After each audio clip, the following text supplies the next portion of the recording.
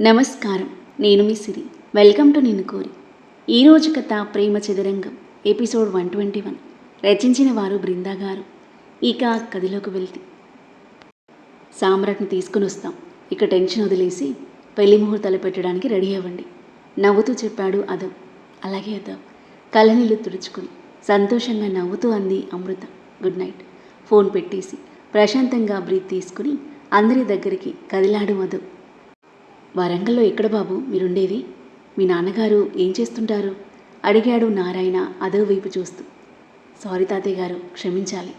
మాది వరంగల్ కాదు, హైదరాబాద్. హైదరాబాద్ అంటే సామ్రాట్ గురించి చెప్పరేమో అని అబద్ధం చెప్పాను. అదవ్ మాటలకు మొహాలు చూసుకున్నారు సుశీల నారాయణ. అసలు ఏం జరిగింది బాబు? ఎన్నడూ రానిది సడన్గా సామ్రాట్ రావడం, తనని వెతుక్కుంటూ మీరు రావడం, ఏమైంది బాబు అక్కడ? సామ్రాట్కి ఏమైనా ప్రమాదమా? అడిగాడు నారాయణ గాబరాగా. అదేం లేదు తాతయ్య.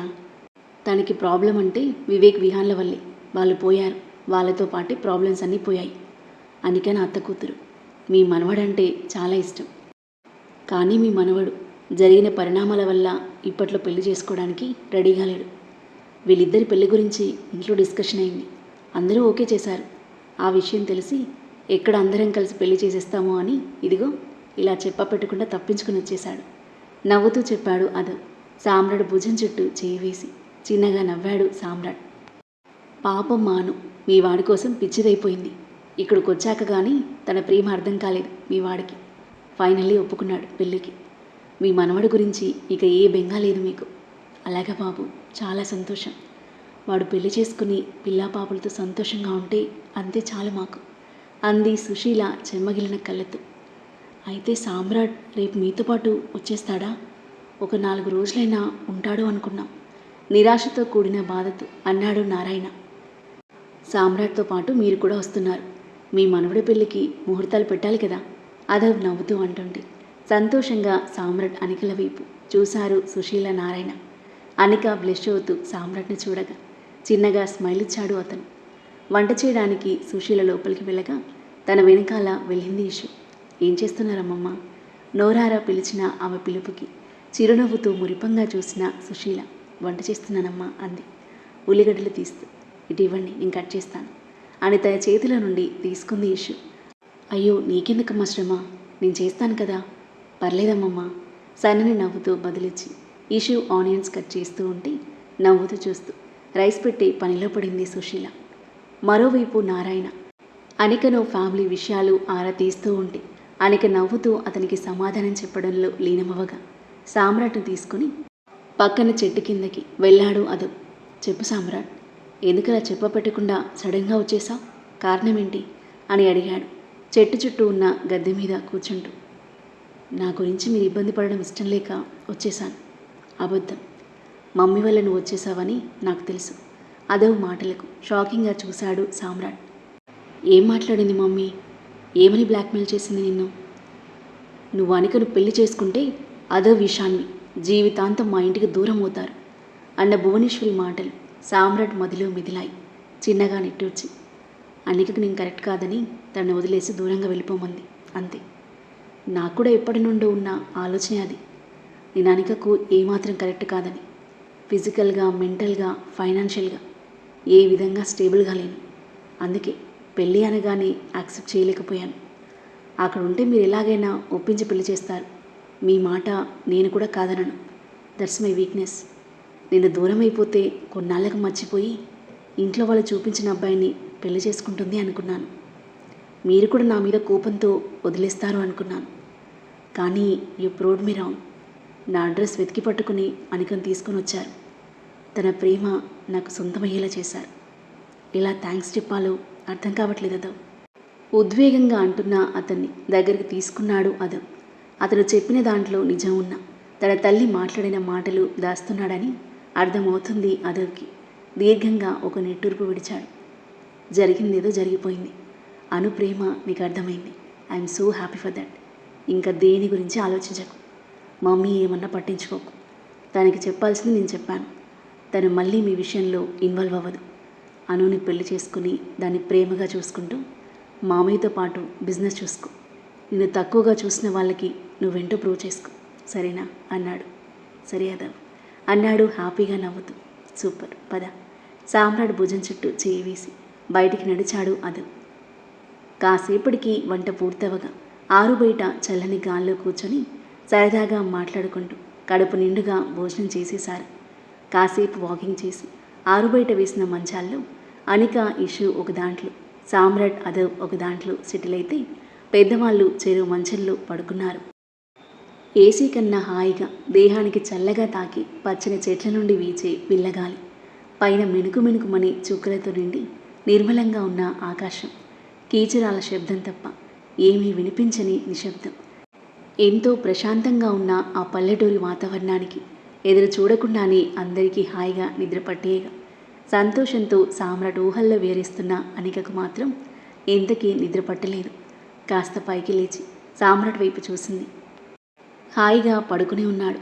అందరినీ ఒకసారి గమనించి అందరూ పడుకుని ఉన్నారని నిర్ధారించుకుని కింద చిన్న రాయి తీసుకుని సామ్రాట్ మీదకి విసిరగా అది కాస్త అదో భుజానికి తగిలింది. టక్కున బెడ్ మీదకు పడిపోయిన అనిక ఒక కన్ను తెరిచి చూసింది. నిద్రలో కదిలి ఇటువైపుకు తిరిగి పడుకున్నాడు అదవ్. మళ్ళీ ఒక రాయి తీసుకుని విసిరగా ఈసారి గురి తప్పకుండా సామ్రాట్ తలకు టపీమని తాకింది. మత్తుగా కళ్ళు తెరిచి రాయి తగిలిన చోట రుద్దుకుంటూ అయోమయంగా చుట్టూ చూస్తున్న అతనికి చిరునవ్వు చిందిస్తూ కనిపించింది అనిక. నీ పని ఇదే మనసులో అనుకుంటూ నవ్వుతూ చూసిన సామ్రాట్ ఏంటి అన్నట్టుగా కళ్ళెగిరేశాడు. నిద్ర రావట్లేదు అని పెదాలు కదిలిస్తూ చెప్పిన అనిక మూగ భాషకి అర్థమవ్వట్లేదని చేతితో సైగ చేశాడు సామ్రాట్. అక్కడికి రా అని పెరట్లోకి వేలు చూపించి మెల్లిగా లేచి అందరినీ గమనిస్తూ అడుగులు వేస్తూ అనిక వెళ్ళగా సైలెంట్గా తన వెనుక వెళ్ళాడు సామ్రాట్. ఏంటి చెప్పు ఆమె చేతిని తన చేతిలోకి తీసుకుంటూ అడిగాడు. నిద్ర రావట్లేదు.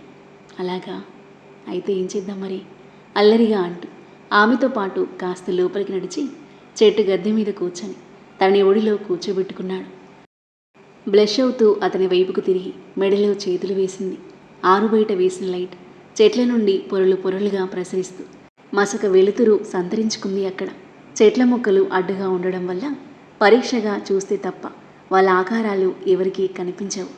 మసక చీకటిలో జాబిలిలా మెరిసిపోతున్న ఆమె మోముని రేపవేయడం మరిచి చూస్తుండిపోయాడు సామ్రాట్.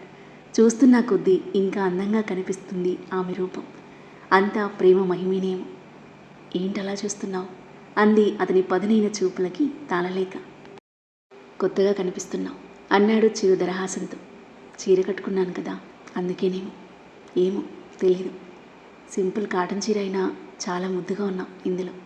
అతని చూపులు మాటలు కొత్తగా అనిపిస్తూ ఆమె మదిలో కొత్త పరవశాన్ని అలజడిని కలిగిస్తున్నాయి. నిజంగానా అంది. చిరు సిగ్గు ఆమె మోమున తొణికిసలాడుతుంది. నిజంగానే. ఆమె భుజంపై ఉన్న అతని చెయ్యి మెల్లిగా ఆమె చీరచాటు నడుముని చేరింది. అతని చేతి స్పర్శ తాకి ఆమె తనువు ముడుచుకుపోయింది. హృదయ స్పందన పెరిగింది. నడుముని చేరిన అతని చెయ్యి ఆమె నడుము మడతలను సవరిస్తూ ఉంటే ఆమె తనువు చిగురు టాకులా వనకసాగింది. టక్కున అతని ఒడిలో నుండి లేచి నిలబడింది. చిలిపి నవ్వు సామ్రాట్ పెదాలపై. గద్దె దిగి ఆమె దగ్గరికి అడుగులు వేసి వెనక నుండి తనని హక్ చేసుకుని ఆమె భుజంపై తల నిలిపాడు. అలాగే బిగుసుకుపోయిన అనిక మెల్లిగా తల తిప్పి చిరునవ్వుతూ అతన్ని చూస్తుంది. ఈరోజు కోసం ఎంతగా ఎదురు చూశాను తెలుసా. మనసుకు ఎంత హ్యాపీగా ఉందో మాటల్లో చెప్పలేను. ఇంతగా ఏడిపించావు నన్ను. పెళ్ళి కానివ్వు, అయిపోయావు నా చేతులు. అలాగా, ఏం చేస్తావేంటి? ఆమె పొట్ట చుట్టూ చేతులు గట్టిగా బిగించేసి భుజం మీద ముద్దు పెట్టాడు. అనిక తనువు సన్నగా కంపించగా కళ్ళు మూసి తెరిచింది. చెప్పు, ఏం చేస్తావు? అతని చేతి మునివేళ్ళు ఆమె ఉదరంపై నాట్యం ఆడుతుంటే అతని పెదవులు ఆమె వీపుని సుతారంగా తాకుతున్నాయి. నోట మాట రావడం లేదు అనికకు. ఊపిరి భారమైపోయింది. తనువంతా ఏదో గమ్మత్తైన పులకింత మత్తుగా ఆవహించేస్తుంది ఆమెను. అతని తడి పెదవుల స్పర్శకి గరుకు మీసాల గిలిగింతలకు ఉకిరి బికిరి అయిపోతూ అతని వైపు తిరిగి గట్టిగా వాటేసుకుంది అతన్ని. ఆమె నడుంపై ఒక చెయ్యి, తలపై మరో చెయ్యి వేసి గుండెల్లో పొదువుకున్నాడు. శృతి మెత్తని ఆమె దేహం అతని దృఢమైన దేహానికి అతుక్కుపోయింది. ఎగిసిపడుతున్న ఆమె హృదయ సవ్వడి అతని హృదయానికి తెలుస్తూ అతనిలో ఏదో మైకం కలిగిస్తుంది. ఆమె మేని పరిమళం మరింత మత్తెక్కిస్తుంది. తన మెడవంపులో మొహాన్ని చేర్చి ఆమె మేని సుగంధ పరిమళాన్ని ఆస్వాదిస్తుంటే గట్టిగా కళ్ళు మూసుకుంది అనిక. మెడవంపులో చిన్నగా ముద్దు పెట్టి వెళ్ళామా అన్నాడు చెవిలో గుసగుసగా. ఆహా, ఇంకాసేపు ఇక్కడే ఉందాం అంది గొంతు పెగల్చుకుని. ఇంకాసేపు ఇక్కడే ఉంటే ఏదేదో జరిగిపోయేలా ఉంది. మత్తుగా వినిపించింది అతని స్వరం. ఏం పర్లేదు, ఐఎమ్ వెయిటింగ్. అల్లరి నవ్వు ఆమె పెదాలపై. చిన్నగా నవ్వుకున్నాడు సామ్రాట్. ఆమె నుదుటిన ముద్దు పెట్టి మరింత గాఢంగా హక్ చేసుకున్నాడు. అతని బిగి కౌగిలిలో గువ్వ పిల్లలా ఒదిగిపోయి తన హృదయ సవ్వడి వింటూ అలాగే ఉండిపోయింది అనిక. అలా ఎంతసేపు ఉన్నారో వారికే తెలియదు. అతని సాన్నిహిత్యంలో హాయిగా సేద తీరుతున్న ఆమెకు మెల్లిగా నిద్ర ఆవహించేసి అతని చుట్టూ ఉన్న చేతులు వదిలేయగా కళ్ళు తెరిచి ఆమె వైపు చూసిన సామ్రాట్ ఎదురొస్తుందా అని అడిగాడు. చిన్నగా తలాడించింది. సరే పద. ఆమె చెంప మీదుగా వేలాడుతున్న జుట్టుని చెవి వెనక్కి నెట్టి తన పెదవులపై తీయని అదర సంతకం చేశాడు. అందంగా విచ్చుకున్నాయి అనిక పెదాలు. గుడ్ నైట్ అని దూరం జరిగిన అతని కాలర్ పట్టుకుని దగ్గరికి లాగి అతని పెదాలపై గాఢంగా ముద్దు పెట్టి గుడ్ నైట్ నవ్వుతూ అక్కడి నుండి పరిగెత్తింది. తనలో తాను నవ్వుకుంటూ ఆమె వైపు కదిలిన సామ్రాట్ పడుకున్న ఆమె వైపు చూస్తూ తన మంచంలోకి వెళ్ళి పడుకున్నాడు. ఆ రోజు చోటు చేసుకున్న బ్యూటిఫుల్ మూమెంట్స్ని నెమరు వేసుకుంటూ హాయైన మనసులతో ప్రశాంతంగా నిద్రమ ఒడిలోకి వెళ్ళిపోయారు. మరోవైపు పూజా ప్రేమ్ షాపింగ్ చేసి రెస్టారెంట్లో డిన్నర్ చేసి కాసేపు సరదాగా చక్కర్లు కొట్టి ఫ్లాట్కి చేరుకున్నారు.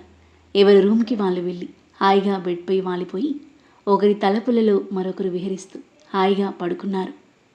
ఉదయం తెల్లవారగానే టీ తాగేసి సామ్రాట్, సుశీల, నారాయణ వాళ్ళతో సహా హైదరాబాద్కి హ్యాపీగా ప్రయాణమయ్యారు అదో వాళ్ళు.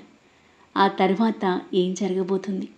అనిక సామ్రాట్ల పెళ్లి సందడి ఇలా జరగబోతుంది. భువనేశ్వరి సామ్రాట్ను మనస్ఫూర్తిగా రిసీవ్ చేసుకోనుందా?